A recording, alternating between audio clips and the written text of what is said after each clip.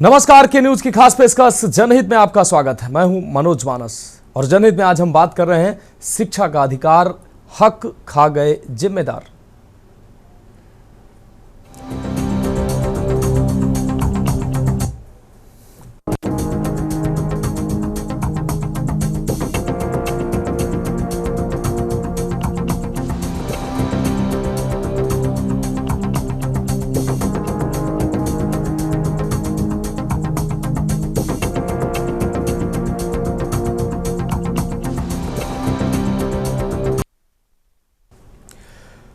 तो हक खा गए जिम्मेदार। राइट टू एजुकेशन यानी शिक्षा का अधिकार एक मौलिक अधिकार है जिसमें 6 से 14 वर्ष के बच्चों के लिए प्राथमिक स्तर पर मुफ्त और अनिवार्य शिक्षा का अधिकार प्रदान करता है। ये अधिनियम भारत के संविधान के अनुच्छेद 21A और शिक्षा अधिनियम 2009 के तहत यह अधिकार प्राप्त है।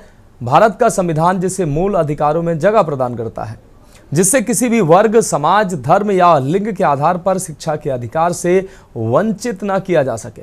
शिक्षा का अधिकार अधिनियम के तहत आर्थिक रूप से कमजोर और वंचित समूह के बच्चों को नामांकन को लेकर सरकार के दावे भले ही कुछ हों, लेकिन जमीनी हकीकत इस अधिनियम के तहत इस अभियान की पोल खोलती नजर आ रही है। जागरूकता की कमी कहें या फिर जिम्मेदारों की लापरवाही। शिक्षा का अधिकार अधिनियम के तहत बच्चों को प्रवेश देने में विद्यालयों की मनमानी, उनकी हठधर्मिता लगातार जारी है। यह हम रिपोर्ट देखिए, इसके बाद इस गंभीर विषय पर चर्चा करेंगे।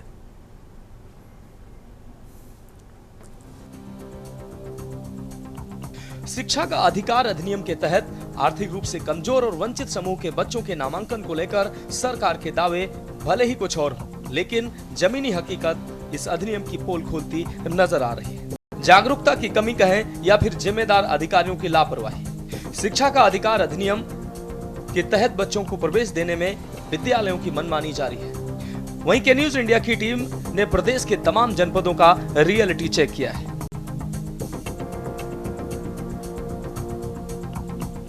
पहली तस्वीर बुलंदशहर की है, जहां शिक्षा का अधिकार अधिनियम के तहत जनपद बुलंदशहर में 2025-26 के तहत करीब 5,621 बच्चों ने आवेदन किया था, जिसमें से 4,135 बच्चों को प्रवेश मिल चुका है।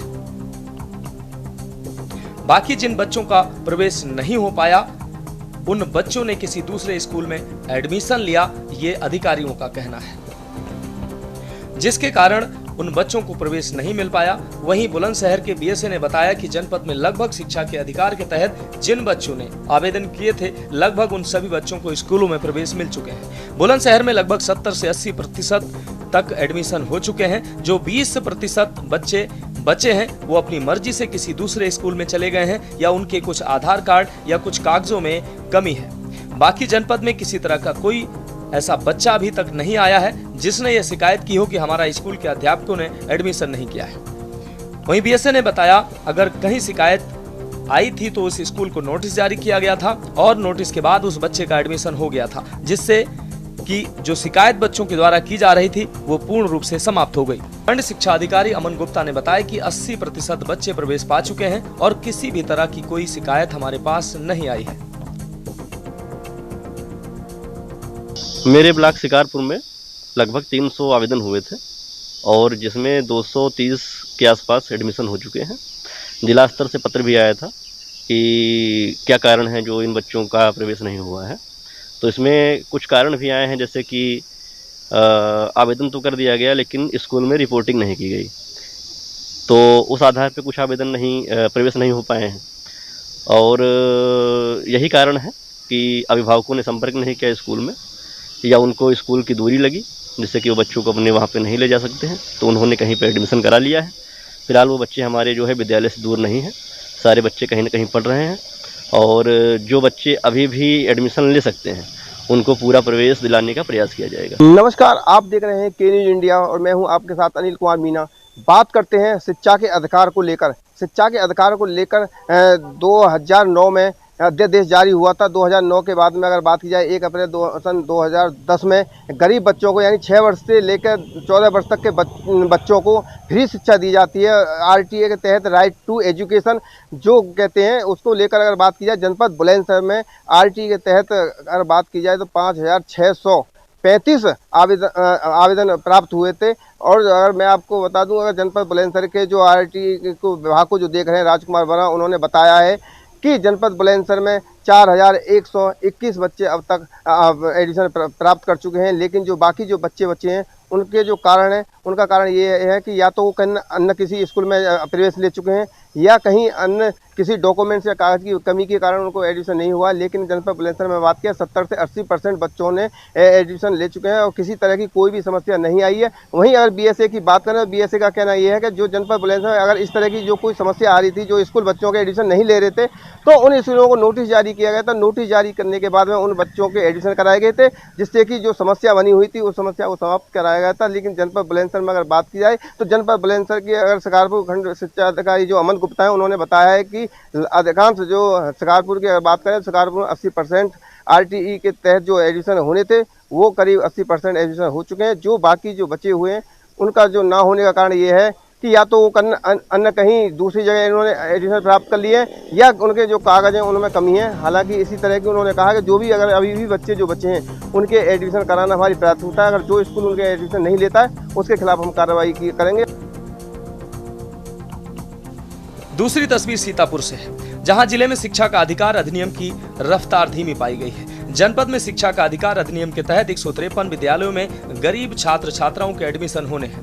विभाग की ओर से जिले के 153 निजी विद्यालयों में अप्रैल से अब तक मात्र 964 बच्चों का एडमिशन कराया गया है। विभाग ने 10 जुलाई तक 389 अन्य बच्चों के दाखिले का भी दावा किया है। सीतापुर में शिक्षा का अधिकार अधिनियम यानी कि आरटी के तहत जिस तरह से गरीब छात्र छात्राओं का एडमिशन निजी विद्यालयों में होना था, वो कहीं ना कहीं धीमी रफ्तार में चलता हुआ नजर आ रहा है। सीतापुर जिले में जिस तरह 153 निजी विद्यालयों में मात्र 964 जो छात्र छात्रा हैं उनका अभी तक एडमिशन कराया गया है, वहीं 389 छात्र छात्राओं का 10 जुलाई तक एडमिशन कराने का दावा किया जा रहा है। अगर हम इसको अलग दृष्टिकोण से देखें तो सीधे सीधे यह नजर आता है कि जो निजी विद्यालय हैं वो कहीं ना कहीं या तो गरीब छात्र छात्राओं के एडमिशन में कोई रुचि नहीं ले रहे हैं, या तो अधिकारी भी पूरी तरीके से पूरे जिले में जो निजी विद्यालय हैं उन पर अच्छे तरीके से दबाव नहीं बना पा रहे हैं कि गरीब छात्र छात्राओं का एडमिशन आरटीई के तहत हो सके। ऐसी स्थितियों में विभाग तो दावा कर रहा है कि 10 जुलाई तक वह तकरीबन 389 अन्य बच्चों को निजी विद्यालयों में एडमिशन दिला देगा। तीसरी तस्वीर अंबेडकर नगर से आपको दिखाते हैं, जहां शिक्षा का अधिकार कानून का ठीक से पालन नहीं हो रहा है। यहाँ कुछ स्कूलों की अपनी मनमानी चल रही है। आरटीई के नियमों के तहत लॉटरी में नाम आने के बाद भी उनको प्रवेश के लिए पब्लिक स्कूल संचालक परेशान करते हैं। आधार समेत अन्य जरूरी प्रपत्र लगे होने के बावजूद भी परेशान करने की नियत से कमियां निकालकर प्रवेश न देकर अभिभावकों को टहला देते हैं। जिस वार्ड में स्कूल है उसी वार्ड में आरटीई में प्रवेश का पात्र बच्चे के अभिभावक रहते हैं या नहीं, इसके लिए पार्षद का पत्र मांगा जा रहा है। जिस गांव में स्कूल है उसी गांव के प्रधान से पत्र मांगते हैं। अभिभावक पार्षदों के घर के चक्कर काट रहे हैं, लेकिन उनकी मनमानी के चलते बच्चों के प्रवेश लटके हुए हैं। बीएसए की माने तो आरटीई में लॉटरी तभी निकलती है प्रपत्र सही होते हैं। इसके अलावा भी पार्षदों से लेटर लिखवाने के नाम पर कुछ स्कूल परेशान कर रहे हैं। अंबेडकर नगर में कुल 874 विद्यालय का आवंटन किया गया है। कुल 2272 आवेदन आए थे और 1179 लॉटरी के तहत चयनित किए गए, जिनमें से 815 पात्रों को एडमिशन के लिए चयनित किया गया है। बिल्कुल, इस वक्त मौजूद है बीएसए ऑफिस में अंबेडकर नगर, जिला शिक्षा अधिकारी कार्यालय अंबेडकर नगर में। और आपको बता दें कि आरटीई के तहत जो बच्चों का नामांकन होता है, जो बच्चे एडमिशन निजी स्कूलों में जो बच्चे गरीब तबके के बच्चे होते हैं, 1 लाख कम से आय के जिनके परिवार की इनकम होती है उनको एडमिशन ऐसे जो है योजना के तहत उनको एडमिशन दिया जाता है। उसके बारे में आपको बता दें कि अंबेडकर नगर में अब की 2 बार जो है 2025 और 26 वित्तीय वर्ष में कुल 2272 आवेदन जिला बेसिक शिक्षा अधिकारी कार्यालय में आए थे, जिसमें से 1179 बच्चों को जो है लॉटरी के तहत चयनित किया गया था और उसमें पात्र 814 पाए गए थे और कुल मिलाकर अंबेडकर नगर में 874 विद्यालयों को इस मतलब योजना को जोड़ने के लिए आवंटित किया गया, उनको चयनित किया गया, आवंटित किया गया है, जिसमें से 815 जो है बच्चे जो पात्र पाए गए हैं उनको जो है विद्यालयों को अलग अलग जो है नाम से सूची दी गई है। और साथ ही अब तक जो है जो विभाग द्वारा जानकारी दी गई है 669 बच्चों का एडमिशन अभी तक विद्यालयों ने ले लिया है। बाकी 146 बच्चे अभी भी इंतजार कर रहे हैं। विभाग द्वारा बताया गया कि 146 बच्चे अपने मनचाहा विद्यालय को पाने के लिए वह इधर उधर भटक रहे हैं। अभी तक वो एडमिशन नहीं ले पाए हैं, लेकिन उनका विभाग का यह कहना है कि वह मनचाहा विद्यालय लेते हैं। लेकिन एक तरफ है जिला बेसिक शिक्षा अधिकारी का कहना यह भी है कि वह जो एडमिशन जो आवेदन करते हैं, अगर वह उस गांव में जिस गांव में के वह जो है बच्चा निवास कर रहा है और उसी गांव में स्कूल है, तभी जाके उस स्कूल में एडमिशन ले पाएगा। तो ऐसे में 146 बच्चे किस तरह अपने मनचाहा विद्यालयों का जो है एडमिशन लेना चाह रहे हैं, यह एक बड़ा सवाल है। चौथी तस्वीर प्रयागराज की आपको दिखाते हैं। प्रयागराज में भी आरटीई के तहत स्कूलों में एडमिशन की स्थिति बहुत बेहतर नहीं है। कुछ स्कूलों में इसका लाभ गरीब बच्चों को प्राप्त हो रहा है, लेकिन कुछ विद्यालयों में स्थिति ठीक नहीं है। वहीं गर्मी की छुट्टी का असर भी साफ तौर पर दिखाई दे रहा है। यहाँ तक कि विद्यालयों के प्रधानाचार्य भी अपने विद्यालय के चैम्बर से नदारद दिखाई दिए।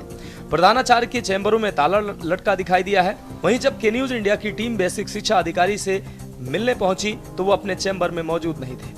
कर्मचारियों का कहना था कि वो फील्ड में नहीं है। इससे अंदाजा लगाया जा सकता है कि ड्यूटी के दौरान जब अधिकारी ही अपने कार्यालय में नहीं मौजूद हैं, तो उन गरीब बच्चों के एडमिशन की फिक्र कौन करेगा जिनका आरटीई के तहत एडमिशन होना है। खेल संबंधी तो जो सुविधाएं हमारे पास हैं जी, वो हमारे यहाँ क्रिकेट का है, हमारे बड़ी फील्ड है की, और हमारे यहाँ बास्केटबॉल है, बास्केटबॉल कोर्ट है, 2 बैडमिंटन कोर्ट है और एक बड़ा सा हॉल भी है जिसमें टेनिस है और टेबल टेनिस का भी है। साथ ही वॉलीबॉल भी हमारे यहाँ है। और हमारे जितने भी क्लासेस हैं, हर क्लासेस में स्मार्ट क्लासेस लगे हुए हैं, जिसमें टीचर्स के माध्यम से बच्चों को पढ़ाते हैं और बच्चे उनका फ़ायदा लेते हैं। किस तरीके से स्मार्ट क्लासेस, थोड़ा इसको एक्सप्लेन करिए। ये स्मार्ट क्लासेस हमारे यहाँ जो चलते हैं, ये स्मार्ट सिटी के द्वारा ये हमारे यहाँ लगाए गए हैं। अच्छा। और ये हर कमरों में इनका इंस्टॉल किया गया है जी। टीचर्स जो है जाता है और उसको खोलता है, खोल करके अपना उसको उसी के माध्यम से पढ़ाता है। आरटीई अधिनियम के अनुसार किसी भी निजी स्कूल की कुल छात्र संख्या के 25% सीटें गरीब और वंचित वर्ग के बच्चों के लिए आरक्षित होती हैं, लेकिन इसके बावजूद स्कूल प्रबंधकों ने बच्चों को स्कूल में प्रवेश नहीं दिया है। विभाग के तमाम प्रयासों के बावजूद भी वंचित वर्ग को इस योजना का समुचित लाभ नहीं मिल पा रहा। भारत के संविधान का अनुच्छेद 21 से और शिक्षा अधिनियम 2009 के तहत ये अधिकार प्राप्त है, इसके बावजूद भी बच्चों को ये अधिकार नहीं मिल पा रहा है। स्पेशल डेस्क के न्यूज इंडिया।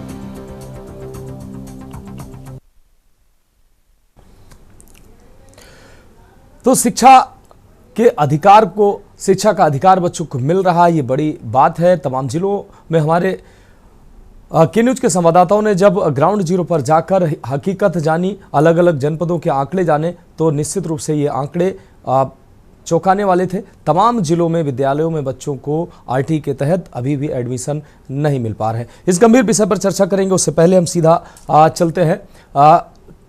उत्तर प्रदेश सरकार में कृषि मंत्री सूर्य प्रताप शाही प्रेस कॉन्फ्रेंस कर रहे हैं, क्या कुछ कहना आपको सुनाते हैं। यूरिया का जब डिस्ट्रीब्यूशन हो रहा था तो उस समय मैं कई जिलों का दौरा उस समय भी किया था, तो उसमें जो पाए वहाँ पर कई जगहों पर पाए गए थे कि वो एक बोरा भी नहीं था उनके पास, या बोरा 2 बोरा वो रखे हुए हैं, नाम मात्र का चला रहे हैं, परचून की दुकान 2 बोरा रख दिया। तो ऐसे लोगों को जो नॉन फंक्शनल थे, जो नहीं मंगाते हैं और लाइसेंसी की संख्या बड़ी संख्या में दिखाते हैं, तो ऐसे 23,000 लोगों को उसमें से हटा दिया गया है। यानी अब आज की तारीख में 84,000 जो सक्रिय रिटेलर हैं वही जो है वो बिजनेस कर सकेंगे, शेष उससे बाहर कर दिए जाएंगे। यदि उनके यहाँ पर भी ऐसी सामग्री प्राप्त होगी तो उनके खिलाफ कार्रवाई की जाएगी।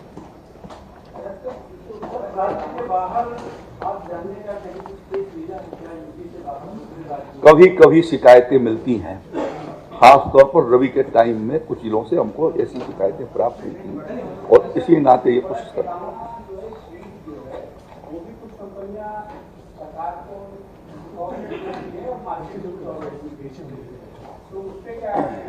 देखिए, एमआरपी जो फिक्स है उसको तो जो MRP उस पर लिखी जाती है उससे कम हमारे पास कोई ऐसा अधिकार नहीं है जिससे हम उसको नीचे की ओर कंपेल कर सकें।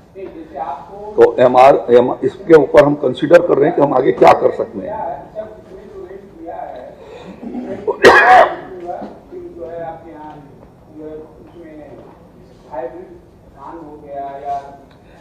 इसीलिए नहीं, हाईब्रिड, देखिए हाईब्रिड की प्राइस बहुत बढ़ा करके रखते हैं या ऐसे प्रोडक्ट की प्राइस बहुत बढ़ा करके रखते हैं और ये डिस्क्रिप्शन हो जाता है कंपनी का, डिस्ट्रीब्यूटर का या रिटेलर जो बेच रहा है उसका, वो किस रेट से बेचता है।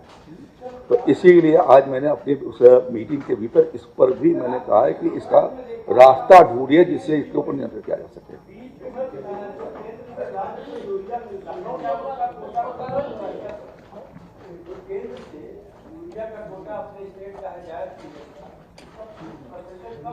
नहीं, ऐसा नहीं है।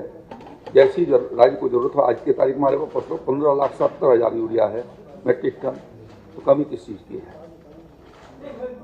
नहीं, दूसरी बात नहीं, हमें देखिए आगे आने वाले दिनों में और समय भी रासायनिक खादों के इस्तेमाल को कम करना होगा। उसके लिए किसानों को इसीलिए अभी विकसित भारत अभियान के भीतर उनको जागरूक करने का प्रयास भी किया गया है। हमारी ज़मीन की फर्टाइलिटी घट रही है, वह बंजर ऊसर और बंजर होती जा रही है, तो इसकी समझ हमको किसान को देना होगा कि इसको जैसे जैसे उन मात्रा बढ़ाते जा रहे हैं, तो इसका मतलब ये नहीं है कि वो मात्रा बढ़ा करके अपनी ज़मीन को बंजर कर दें। हाँ, इसलिए संतुलित मात्रा में वो उपयोग करें, ये मैं आपके माध्यम से आग्रह करना चाहता हूँ। ठीक, हाँ हुई है ना, बता तो दिया मैंने।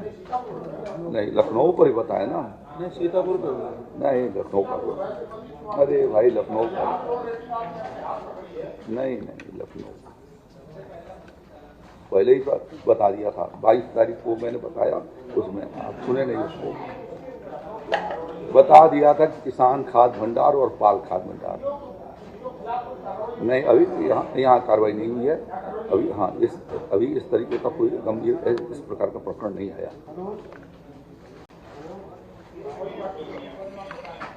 जी। नहीं, हाँ,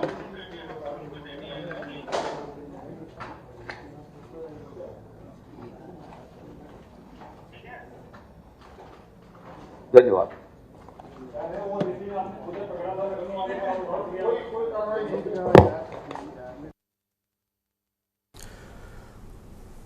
तो उत्तर प्रदेश सरकार में कृषि मंत्री सूर्य प्रताप शाही इस दौरान प्रेस कॉन्फ्रेंस कर रहे थे और तमाम बातों को उन्होंने जनता के सामने रखा है, अपनी बातों को। फिलहाल एक छोटे से ब्रेक के लिए रुक रहे हैं, जल्द हाजिर होंगे। हमारे खास पेशकश में एक बार फिर से आपका स्वागत है। हम बात कर रहे हैं शिक्षा का अधिकार, हक खा गए आपको दाने, हक खा गए जिम्मेदार। जिस तरीके से आरटी के तहत तमाम जनपदों में स्कूलों में आवंटित की गई सीटों में एडमिशन होना चाहिए था, उस स्तर पर एडमिशन नहीं हो पा रहे हैं। अभिभावक जो हैं वो उनका एक जिन अभिभावकों को वो चाह रहे हैं कि उनका बच्चा जो है वो भी बेहतर स्कूल में पढ़े, अच्छे स्कूल में उनके बच्चे का एडमिशन हो, लेकिन कहीं ना कहीं एक तरफ इस अधिनियम की धज्जियां उड़ती नजर आ रही हैं और दूसरी तरफ अभिभावक जो है वो पापड़ बेलते नजर आ रहे हैं। तमाम जो संघ के लोग हैं, जो अभिभावक संघ के लोग हैं, वो प्रदर्शन करते नजर आते हैं, लेकिन जिस तरीके से विद्यालयों की मनमानी चल रही है वो मनमानी लगातार जारी है। और इस बीच सीधे गाजीपुर चलते हैं, जहां मुख्यमंत्री योगी आदित्यनाथ प्रेस कॉन्फ्रेंस कर रहे हैं। दिखाते हैं क्या कुछ कह रहे हो। उन परिवारों को बधाई देता हूं और ये कार्यक्रम हमारा आगे बढ़ेगा इस देश से।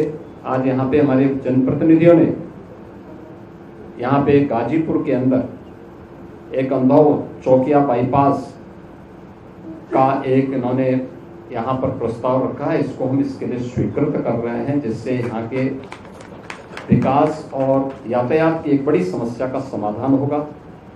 इसके अलावा यहाँ पर एक चीतनाथ घाट और कलेक्टर घाट से गाजीपुर से जुड़ा हुआ एक कॉरिडोर के निर्माण से संबंधित प्रस्ताव है। हम इसको भी यहाँ पर इसका डीपीआर मंगवा रहे हैं, इस पर भी हम आगे कार्रवाई कराएंगे। विकास की सिलसिला अनवरत चलता रहेगा। मुझे प्रसन्नता है, जनपद अच्छी दिशा में आगे बढ़ रहा है। राजस्व वादों का निस्तारण मेरिट के आधार पर तेजी के साथ हुआ है। माफिया मुक्त जनपद बना है और विकास की प्रक्रिया के साथ अब गाजीपुर आधुनिक इंफ्रास्ट्रक्चर का लाभ प्राप्त कर रहा है, जिसमें पूर्वांचल एक्सप्रेसवे को शक्तिनगर तक, एक्सप्रेसवे को मिर्जापुर, भदोही, वाराणसी, चंदौली होते हुए पूर्वांचल एक्सप्रेसवे तक मिलाने की कार्रवाई हमारी आगे बढ़ने जा रही है। मुझे पूरा विश्वास है कि आधुनिक इन जनपद गाजीपुर को भी एक नई पहचान दिलाएगा। इस जनपद में आने का अवसर प्राप्त हुआ है और विश्वास करता हूं कि बहुत से यहाँ की परियोजनाओं के लोकार्पण और नई परियोजनाओं के शिलान्यास के लिए फिर से हम लोग यहाँ पर गाजीपुर की जनता जनार्दन को उसका उपहार भी देंगे। धन्यवाद। तो सीधे चर्चा पे आते हैं। जिस तरीके से शिक्षा के अधिकार अधिनियम के तहत वंचित वर्ग, गरीब वर्ग के बच्चों को स्कूलों में एडमिशन मिलना चाहिए था। प्राइवेट स्कूलों में 25% तक सीटें आरक्षित होती हैं इन वंचित और गरीब वर्गों के बच्चों के लिए, लेकिन कहीं ना कहीं स्कूलों की मनमानी और अधिकारियों की उदासीनता की वजह से ये हक उन गरीबों, उन वंचितों को मिल नहीं पा रहा है। और इस गंभीर विषय पर चर्चा के लिए हमारे साथ खास मेहमान जुड़ चुके हैं। विवेक श्रीवास्तव भारतीय जनता पार्टी से हमारे साथ जुड़ चुके हैं। रजत मिश्रा सपा प्रवक्ता हमारे साथ जुड़ चुके हैं। रजनीकांत मिश्र जी वरिष्ठ पत्रकार हमारे साथ जुड़ चुके हैं। साथ ही राकेश मिश्रा जी अध्यक्ष हैं अभिभावक महासंघ के। आप सभी मेहमानों का बहुत स्वागत करते हुए चर्चा में राकेश मिश्रा जी, आपसे अहम सवाल है। जिस तरीके से शिक्षा का अधिकार अधिनियम ये बड़े उम्मीदों के साथ, बड़े उद्देश्य के साथ इसको सरकार लेके आई, जिससे कि गरीब और वंचित वर्ग के बच्चे भी ख्वाब अगर देखते हैं कि वो भी बड़े स्कूलों में पढ़ें तो उनका वो ख्वाब पूरा हो सके। वो अभिभावक जो इतनी पूंजी जुटा नहीं पाते हैं कि उनका बच्चा प्राइवेट स्कूलों में, अच्छे स्कूल में पढ़े, उनके लिए अधिनियम बनाया गया कि आरटीई के तहत उन बच्चों को ये अधिकार दिया गया कि ये बच्चे भी बड़े स्कूलों में या मनचाहे स्कूलों में पढ़ सकते हैं। पैसा, गरीबी आड़े हाथों नहीं आएगी। लेकिन यह अधिनियम कहीं ना कहीं दम तोड़ता नजर आ रहा है। 25% आवंटित सीटों के बावजूद किसी विद्यालय में 10, किसी विद्यालय में 5, किसी विद्यालय में 2%, किसी विद्यालय में 15%, इस तरीके से एडमिशन होते हैं वंचित और गरीब वर्गों के। उसके लिए भी तमाम अभिभावक संघ प्रयास करता है, तमाम अभिभावक पापड़ बेलते हैं, तमाम तरीके की परेशानियों के बाद ये आंकड़े पहुंचते हैं। ऐसा क्यों है सर? इस अधिनियम का मखौल क्यों उड़ाया जा रहा है? राकेश मिश्रा जी। ऐसा इसलिए हो पा रहा है क्योंकि जो बड़े स्कूल वाले हैं, ये सब शिक्षा माफियाओं, इन स्कूलों की, ये स्कूल नहीं है, शिक्षा माफिया। इन्होंने अपना रजिस्ट्रेशन तो सेवा अधिनियम में कराया, परंतु ये सेवा न करके केवल मेवा खाना चाह रहे हैं। और उत्तर प्रदेश सरकार में भ्रष्टाचार अपने चरम पर पहुंच चुका है। इसलिए इनकी निजी विद्यालयों से जो अधिकारी हैं, इनकी निजी विद्यालयों से मिलीभगत है, जबकि संविधान में सीधे तौर पर, स्पष्ट तौर पर लिखा गया है कि न्यूनतम 25% सीटें अलाभित समूह एवं दुर्बल वर्गों के लिए आरक्षित है, जो कि कानून ने बच्चों को गारंटी प्रदान की हुई है। लेकिन ये जो सरकारी अधिकारी हैं, जो डीजी हैं, महानिदेशक हैं, ये इनकी बड़े विद्यालयों से इनको नियमित तौर पे इनको मासिक प्राप्त हो रहा है। इसलिए सरकार गरीब बच्चों की नहीं सुनवाई पड़ रही, केवल ये कानून जो है कागजों पे होकर के सीमित कर रह गया है।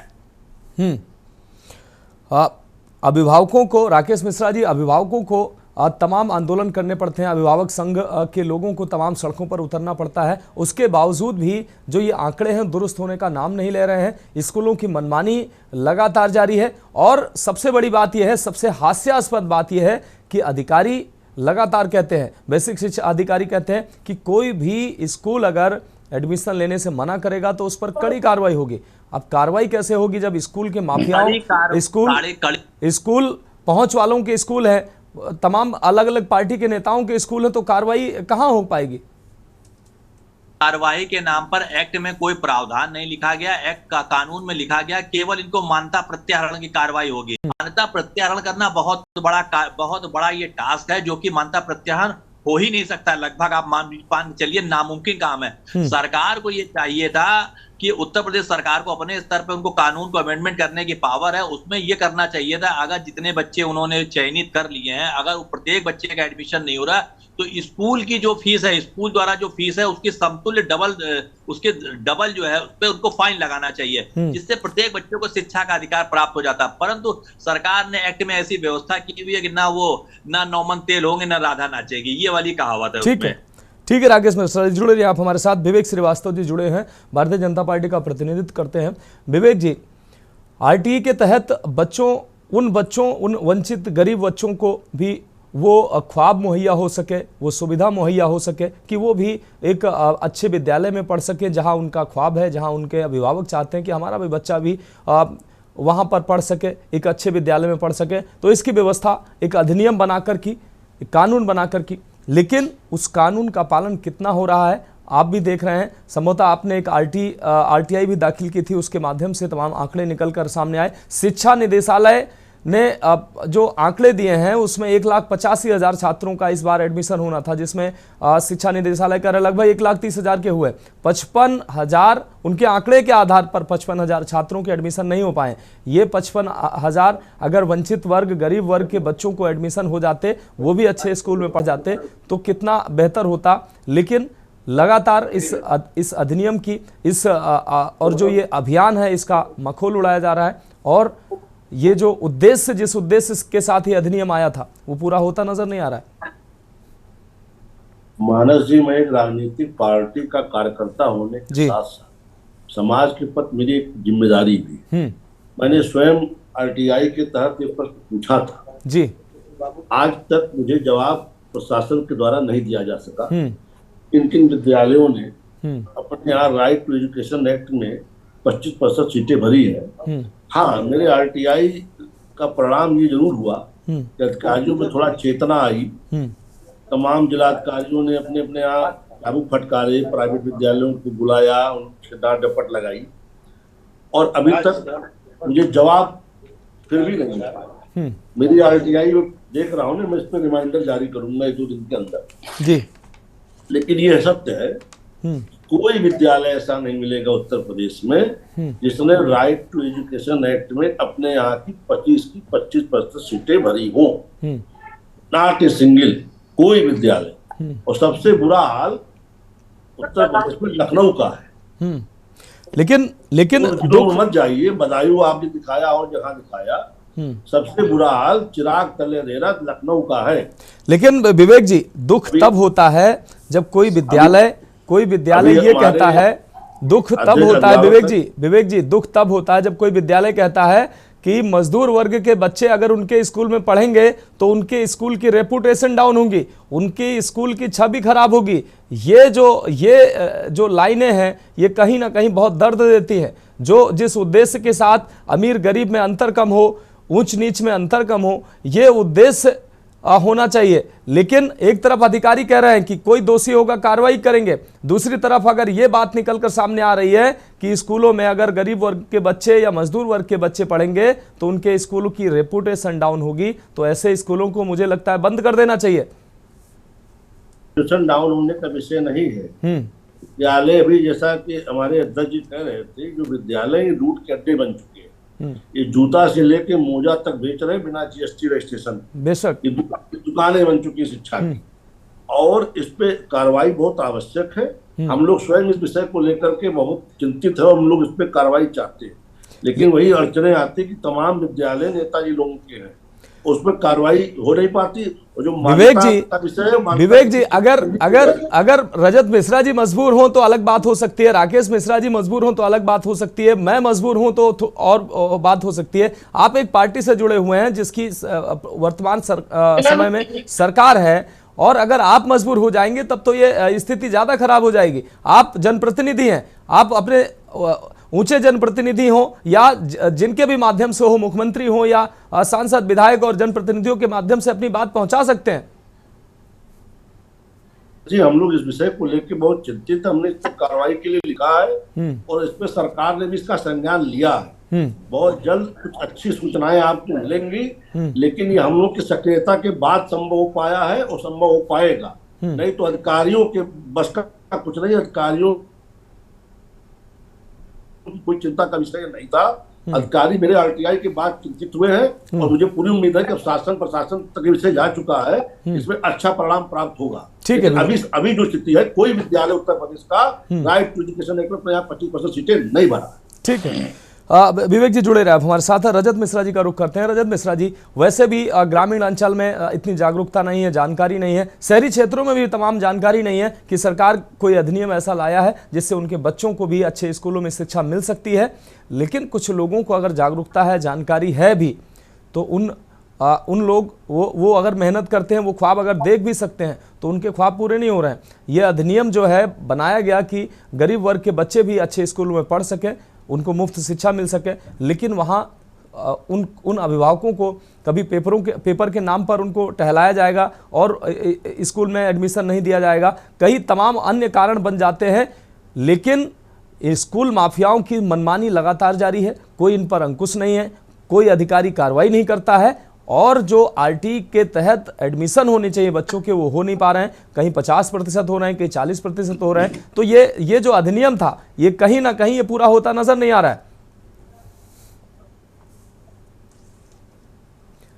मतलब जी बहुत बहुत धन्यवाद आज की चर्चा में शामिल करने के लिए। जी देखिए, जो ये शिक्षा का अधिकार है, नियम है, अब ये शिक्षा का व्यापार बनके रह गया है। जो प्राइवेट स्कूल हैं उनकी मनमानी चल रही है, वो किसी तरह से शिक्षा के अधिकार के नियम को मानने के लिए तैयार नहीं है। उनका सोशल स्टेटस, उनका जो बच्चे पढ़ते हैं, उनको लगता है कि उनका सोशल स्टेटस गिरेगा अगर वो गरीब करके बच्चों को अपने यहाँ पे एडमिशन दे दे। गलती सरासर सरकार की है, चाहे मौजूदा सरकार हो चाहे पिछली सरकारें हो। इसमें मैं निष्पक्ष होकर के कहूंगा कि कोई भी सरकार हो वो सख्ती से नियम लागू करे, अगर तो नियम जरूर लागू होंगे। उनके ऊपर डंडा चलाए कि नहीं, आपको नियम लागू करना पड़ेगा ये। लेकिन ऐसा ना करके ये योजनाएं भ्रष्टाचार की भेंट चढ़ती हैं। जो बीएसए हैं और अधिकारी हैं, वो लेन देन करके उन विद्यालयों को छूट दे देते हैं। लेकिन जिस तरह से सरकार, देखिए अभी आप देखिए कि पूरे देश में प्राइमरी स्कूलों को बंद करने की पहल चल रही है। सरकार उनको जो है उनको बंद करने जा रही है।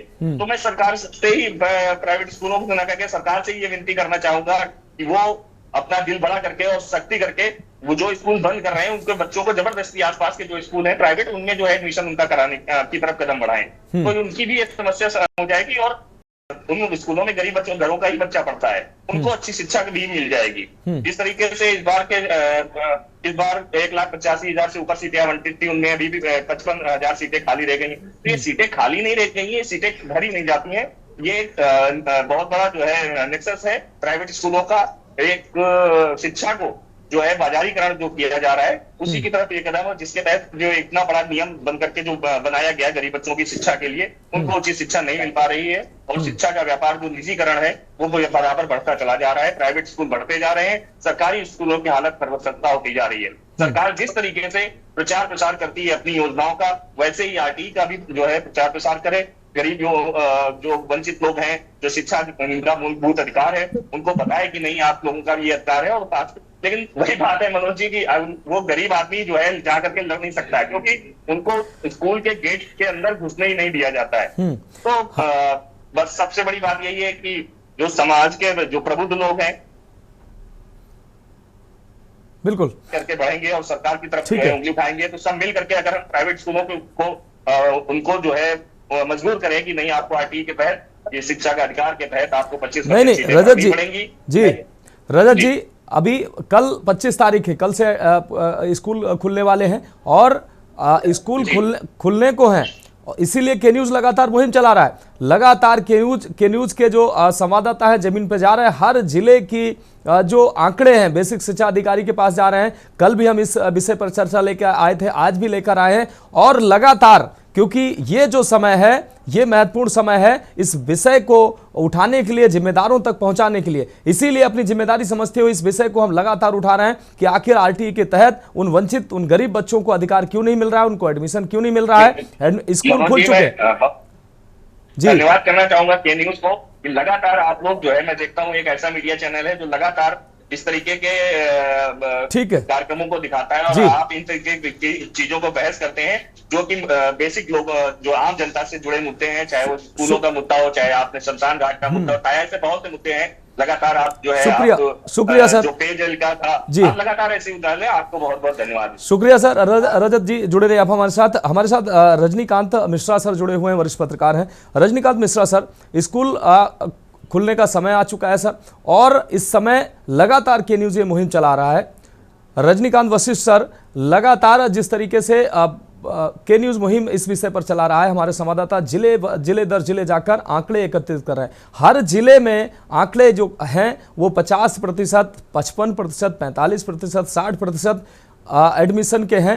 कहीं पर विद्यालय एडमिशन नहीं ले रहे, कहीं पेपर का बहाना करके एडमिशन नहीं ले रहे हैं, कहीं अभिभावक चक्कर लगा रहे हैं, कहीं अभिभावक संघ के लोग हैं वो धरना दे रहे हैं। लेकिन लगभग प्रदेश के तमाम जिलों का यही हाल है। शिक्षा निदेशालय कह रहा है अभी 55,000 बच्चे ऐसे हैं जिनका एडमिशन नहीं हो पाया है, उसको हमें कराना है। सर, स्कूल खुल चुके हैं और इस अधिनियम के तहत जो वंचित गरीब बच्चों को एडमिशन मिलना चाहिए था अभी मिल नहीं पाया है। कई स्कूलों का तो ये कहना है सर कि इन मजदूर वर्ग के बच्चों को अगर अपने स्कूल में हम एडमिशन देंगे तो उनके स्कूल की रेपुटेशन डाउन होगी। क्या कहेंगे सर?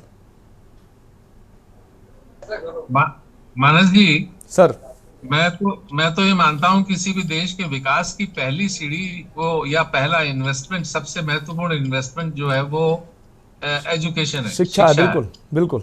आप बच्चों को थोड़ा सा शिक्षा दे दीजिए, बेसिक शिक्षा ही दे दीजिए, वो लोग अपना काम चला लेंगे।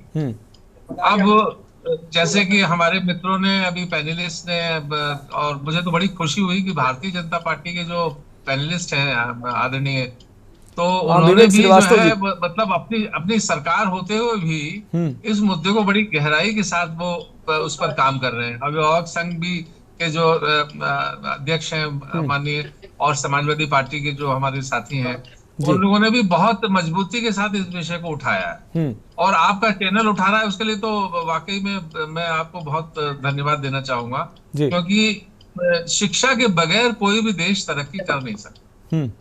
अब ये आरटी राइट टू एजुकेशन तो दे दिया गया, ठीक है, संविधान में इसकी व्यवस्था कर दी गई, सारी बातें हो गई, लेकिन आप ये भी तो समझिए कि जो एससी वर्ग के हैं, जो एसटी वर्ग के हैं, जो ओबीसीज हैं या ऑर्फन्स हैं, या जो है वो कैंसर या एचआईवी पेशेंट्स के बच्चे हैं, या मतलब जो है वो सोशली इकोनॉमिकली वीकर सेक्शंस के बच्चे हैं, तो उनके माँ बाप, उनके अभिभावक उन स्कूलों में आखिर उन स्कूलों के दरवाजों के अंदर घुसे कैसे, कि जो आज मतलब एक तरह से बाजार बन चुके हैं। बिल्कुल। देखिए, हमने भी शिक्षा जो है गांव के प्राइमरी स्कूल में ही प्राप्त की है और आज यहाँ तक पहुंचे हैं। तो ऐसा नहीं है कि जो सरकारी प्राइमरी स्कूल्स थे उनमें दम नहीं था। मुझे तो नहीं लगता कि सरकार को ये कदम उठाना चाहिए कि मर्ज करके सब कुछ प्राइवेटाइजेशन शिक्षा का कर देना चाहिए। लेकिन हाँ, ये जरूर है कि हमें मतलब सबको मिलकर के ये प्रयास करना होगा कि जो कमजोर वर्ग के बच्चे हैं उनको किसी न किसी प्रकार से, चाहे जैसे भी हो, इनको दाखिला दीजिए। एक आपको याद होगा मनोज जी, शिक्षा मित्र बनाए गए थे उत्तर प्रदेश में एक बार। तो वो शिक्षा मित्र कहाँ गए? शिक्षा मित्र इन अभिभावकों की मदद कर सकते, इनको हेल्प कर सकते हैं कि भाई आपका बच्चे का दाखिला नहीं हो रहा तो कैसे होगा, क्या नहीं होगा, पता नहीं कहाँ गए। लेकिन इसके साथ ही साथ एक और बात मैं कहूंगा कि ये जैसे अब क्या है कि कक्षा 1 से 5 तक 1 किलोमीटर के दायरे में जो स्कूल होगा प्राइवेट, वहां दाखिला हो जाएगा। 5 से 8 तक के जो बच्चे होंगे उनका 3 किलोमीटर दायरा तय किया गया है। अगर नहीं करते हैं ये स्कूल तो ये भी व्यवस्था है कि हाई कोर्ट में उसके खिलाफ, अब हाई कोर्ट जाएगा कौन? ये गरीब अभिभावक तो जा नहीं सकते, या उनको फोर्स तो कर नहीं सकते। बिल्कुल जाएगा तो कोई ना कोई बहाना बनाकर, अच्छा सरकार ऐसा है कि फ्री में भी नहीं दे रही। पहले तो 17,000 रुपया पर बच्चा देती थी सरकार आरटीई के तहत, अब वो कम हो गया, 8,000 रुपया साल कर दिया है। अब उनको प्राइवेट स्कूलों को लगता है कि 8,000 रुपए साल में हम कैसे टीचरों की तनख्वाह देंगे, कैसे स्कूल चलाएंगे, कैसे कमाई करेंगे। अब वो उन्होंने बताया कि साहब वो स्वेटर, जूता, मोजा, फलाना, किताब वहां से खरीदो, ये खरीदो, वो कमीशन। तो ये मतलब जो दुकानें कैसे कैसे मनोज जी, कुछ न कुछ तो करना पड़ेगा इसमें, मतलब एक बहुत कायदे से सभी को मिलकर करना होगा। कई सत्ता पक्ष हो या विपक्ष हो या सामान्य जन, सबको मिलकर के जो समर्थ है इसके लिए लड़ाई एक बड़ी लड़नी होगी। और आपने सही कहा कि खामियां सिर्फ एक तरफ से नहीं है, खामियां कई तरफ से हैं। अगर सरकार, मैं कई विद्यालय के प्रबंधक से भी मैं अभी बात कर रहा था, उनका सर ये कहना था कि पैसे आते नहीं हैं, लेट लतीफ आते हैं, और आते भी हैं तो ऊँट के मुंह में जीरा। 25% अगर वो एडमिशन ले लेंगे तो उनके स्कूल की फीस कैसे निकलेगी, उनके स्कूल के का तमाम जो है वो कैसे चलेगा, वो एक पक्ष हो सकता है। विवेक श्रीवास्तव जी क्या कहना चाह रहे हैं? मानस जी, उत्तर प्रदेश में किसी निजी विद्यालय के फीस का कोई मानक ही तय नहीं। बिल्कुल, ये भी सच है। ये भी पूछा है मानक क्या है, आज तक कोई जवाब मुख्य सचिव, प्रमुख सचिव की तरफ से नहीं आ पाया। और सबसे बुरा हाल जो उत्तर प्रदेश की सबसे नामचीन संस्था है विद्यालय में, मैं उसका नाम नहीं लेना चाहता, उसी का है। डीएम साहब उसको बुला बुला के थक गए, अभी तक वो लोग बैठकों में नहीं आते अधिकारियों। ठीक है। अभी जो हमारे यहाँ मित्र लोग बता रहे थे, अभिभावकों की मुसीबत ये है कि इन लोगों के प्रबंधकों से भेंट ही नहीं हो सकती, गेट के अंदर नहीं जा पाएंगे, मुलाकात ही नहीं होगी, तो बहुत दूर की चीज है। बड़ी खराब है जी, बड़ी विडंबना है।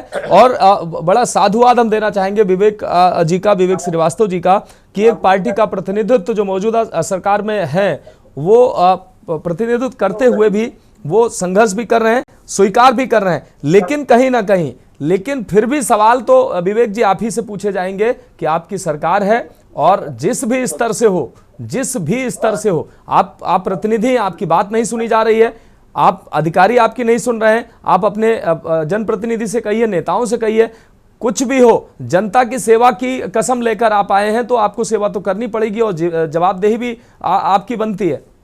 विवेक जी, हमने इस विषय को समझा, हमने इस पे आरटीआई के तहत प्रश्न पूछे, प्रमुख सचिव से, सिस्टम खड़बड़ाया है और सिस्टम इस पे एक्टिव हुआ है। उसी के परिणाम स्वरूप जिले में इसकी बैठकें शुरू हुई, पूछताछ शुरू हुई। नहीं, इस विषय को कोई चर्चा भी करने वाला उत्तर प्रदेश में नहीं था।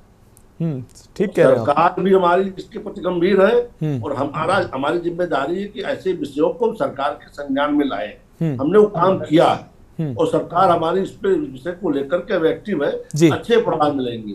लेकिन आज तक का ये हाल है, अभी तक किसी भी विद्यालय ने अपने यहाँ 25% सीटें नहीं भरी है। ये सच कह रहे हैं, ये सच कह रहे हैं आप। ठीक है मानस जी, न्यूनतम 25% बच्चे प्रवेश लेना कॉन्स्टिट्यूशन की गारंटी है। सरकार इस कॉन्स्टिट्यूशन की गारंटी को फुलफिल नहीं करा रही, सरकार पूरी तरीके से फेल है। संबंधित जनपद के जिला बेसिक शिक्षा अधिकारी कार्यालयों में जो बाबू हैं, वो जिस स्कूल को फोन करते हैं उसका एडमिशन होता है। मेरा राकेश मिश्रा जी, इसी से संबंधित मेरा सवाल भी था, उस सवाल को भी आप ले लीजिए, फिर आप जवाब दे दीजिएगा। क्या दिक्कतें आती हैं जब एक अभिभावक या अभिभावक संघ से आप जुड़े हुए हैं, जब आरटीई के तहत आप एडमिशन किसी विद्यालय में लेना चाहते हैं, क्या क्या दिक्कतें आपको फेस करनी पड़ती हैं? शिक्षा के अधिकार में जो जनपद के जो एसडीएम और तहसीलदार ये आय प्रमाण पत्र व जाति प्रमाण पत्र जारी करते हैं। जो शिक्षा विभाग के बाबू होते हैं वो उनका स्वयं जाकर के जांच करने लगते हैं, जबकि आरटी नियमावली 2011 में लिखा गया है कि बेसिक शिक्षा विभाग केवल सत्यापन करेगा, लेकिन ये जांच करते हैं जाकर। इनको घर जाने का कोई भी अधिकार नहीं। अगर इनको जांच करनी है या कुछ भी, तो एसडीएम ने अगर निवास प्रमाण पत्र जारी कर दिया है, उनको लगता है स्कूल वालों को या विभाग को, तो ये एसडीएम के खिलाफ मुकदमा कायम कराए। लेकिन एसडीएम के खिलाफ मुकदमा नहीं कायम कराते, गार्जियन से पैसा ले लेते हैं, गार्जियन से घूस लेते हैं।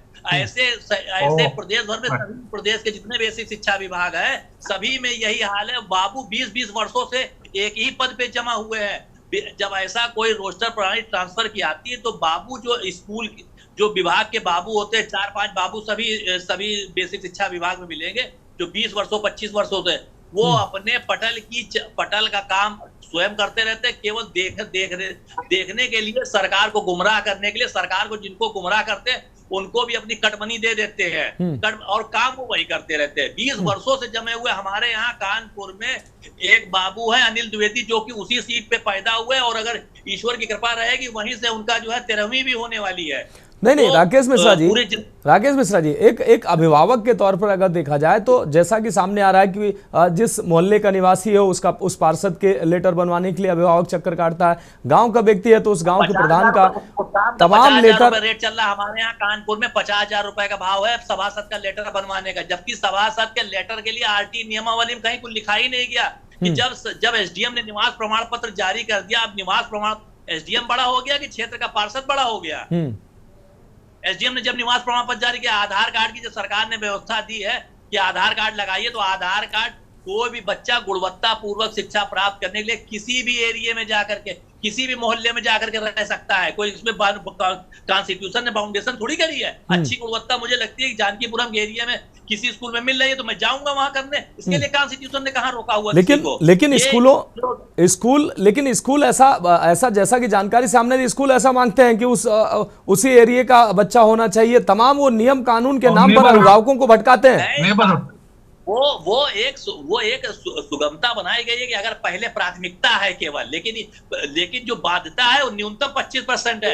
हर हाल में ठीक है, कॉन्स्टिट्यूशन ने गारंटी दी, किसी की दया थोड़ी दी किसी ने। ठीक है, रजनीकांत सर आपके पास आ रहा है। रजनीकांत सर, अब आप समझिए, जैसा कि राकेश मिश्रा जी कह रहे हैं कि लेटर, अगर पार्षद का लेटर बनवाने के लिए 50,000 के रेट तय हैं, एक गरीब परिवार का बच्चा कैसे हिम्मत जुटाएगा? वो पहले से अगर उसने गलती से अगर देख भी लिया ख्वाब की नहीं हम कोशिश करेंगे इस स्कूल में अपने बच्चे को पढ़ाएंगे, पार्षद के पास जाएंगे, एसडीएम के पास जाएंगे, अपनी स्थिति बताएंगे और कहीं ना कहीं कामयाबी मिल जाएगी, लेकिन सब जगह हमाम में तो सब नंगे नजर आ रहे हैं। कौन उसके साथ खड़ा होगा, उस गरीब और वंचित के साथ?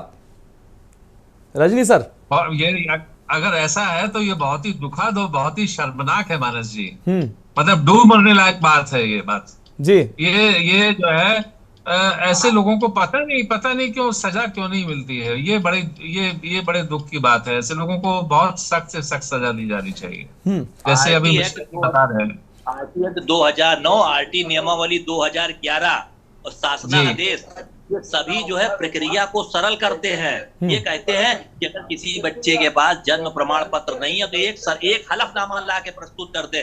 आरटी का सेक्शन 14 ये कहता है कि एक हलफनामा प्रस्तुत कर दे। लेकिन स्कूल और वो सक्षम अधिकारी उस प्रक्रिया को कठिन करते हैं, जिससे बच्चे वो कानूनी प्रक्रिया ही पूरी ना कर पाए। जबकि सरकार की मंशा, वो एक्ट की मंशा बिल्कुल ऐसी नहीं है। सरकार वो कानून आरटी एक्ट में स्पष्ट तरीके से लिखा होगा न्यूनतम प्रपत्रों के आधार पर प्रवेश होना चाहिए, परंतु स्कूल व विभाग ऐसी प्रक्रिया करते हैं जैसे इतने दस्तावेज मांगते हैं जिससे किसी न किसी में कोई ना कोई कॉमा फुल स्टॉप में भिन्नता पाए और वो उसको आधार बना के कहते कि नहीं आपकी जो जाति प्रमाण पत्र वो दूसरे जिले का है, आपकी आय आपने अपने गांव का दे दिया है, जबकि सरकार की ऐसी मंशा ही नहीं है। सरकार ने ठीक है राकेश मिश्रा जी, ठीक है राकेश मिश्रा जी। विवेक श्रीवास्तव जी आपका रुख कर रहे हैं। विवेक श्रीवास्तव जी जल्दी से प्रतिक्रिया दे दीजिए। जैसा कि राकेश मिश्रा जी कह रहे हैं, मुझे नहीं लगता है वो 100% सच कह रहे हैं। दूसरी तरफ अधिकारी, जो बेसिक शिक्षा अधिकारी कहते हैं, कोई भी ऐसा अभिभावक आएगा शिकायत करेगा तो मैं स्कूलों पर कार्रवाई करूंगा। कोई एक विद्यालय पे ऐसा नजर नहीं आता है जिस पर वो कार्रवाई करते हैं। कहीं हम खुद नहीं लिखते और पढ़ते हैं कि कहीं विद्यालय पर कार्रवाई हुई। आप इसको मानते ही नहीं मानते हैं विवेक जी? मानस जी और बताएं, प्रदेश में सीटों का बहुत बड़ा घोटाला चल रहा है। आरटी की जो सीटें हैं उसमें ही बहुत, आपके लखनऊ में 4 जो दिल्ली पब्लिक स्कूल CMS है, इनमें कक्षा 1 में बच्चों की संख्या के विपरीत यूडाइस पे गलत डेटा अपलोड किया जा रहा है, जिससे आरटी के बच्चों को कम से कम प्रवेश देना पड़े। एक तो वो 10, जैसे आपको Delhi public school Janakipuram, Delhi public school Gomti Nagar, इन सब में केवल छात्रों की कुल संख्या प्री प्राइमरी में 40 बताई जा रही, जबकि हमारे घर के ही बच्चे उस स्कूलों में पढ़ते हैं, उनमें प्री प्राइमरी में बच्चे 300 बच्चे हैं। ठीक है, उसके अनुसार बच्चों की संख्या 60 ठीक है राकेश जी, ठीक है राकेश जी। विवेक जी, अब विवेक जी, राकेश मिश्रा जी ने तमाम चीजें, हमको भी तमाम चीजों की जानकारी नहीं थी, राकेश जी ने वो भी बताई है, ज्ञानवर्धन भी हुआ है, लेकिन जो बातें उन्होंने कही है बहुत ही महत्वपूर्ण बातें कही है। हकीकत एकदम यही है। क्या कहेंगे आप?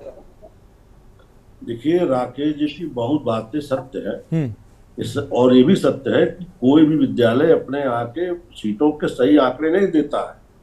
ये गोरख धंधा चल रहा है, CMS का चल रहा है, दिल्ली पब्लिक स्कूल का चल रहा है, तमाम विद्यालयों के ही धंधे हैं। अपनी सीटें बताते ही नहीं, और बताते हैं तो उसमें भी 25% भरते नहीं है। अभिभावक को गेट के अंदर एंट्री नहीं है, और बीएसए या अन्य जो अधिकारी हैं उनकी हैसियत इनके ऊपर कार्रवाई की नहीं। जी ठीक कह रहे हैं आप। जब तक सरकार के स्तर से इनके ऊपर चाबुक नहीं फटकारा जाएगा, हाँ, ये सुधरने वाले नहीं। अधिकतर जो विद्यालयों के मालिक तो स्वयं राजनीतिक पार्टियों मुझे लगता है विवेक जी, एक दुख ये इस बात का है कि पिछले साल भी इन कई विषयों पर मैं चर्चा लेकर बैठा था और आज फिर इस विषय पर, लेकिन सरकार, मैं ये नहीं कह रहा हूं कि सरकार कार्रवाई कर नहीं रही होगी, लेकिन कर कहां रही है। पिछले साल के बाद इस साल फिर हम चर्चा कर रहे हैं, लेकिन कार्रवाई जमीन पर कुछ नजर नहीं आ रही है कि एक दो विद्यालय पर अगर कार्रवाई बंद हो जाए तो नजीर बन जाए। रजत जी आपका रुख कर रहे हैं। रजत जी, सवाल तो मैं नहीं करूंगा, लेकिन राकेश मिश्रा जी ने जो बातें कही हैं वो उन बातों को लेकर आप क्या कहेंगे? यही मेरा सवाल है।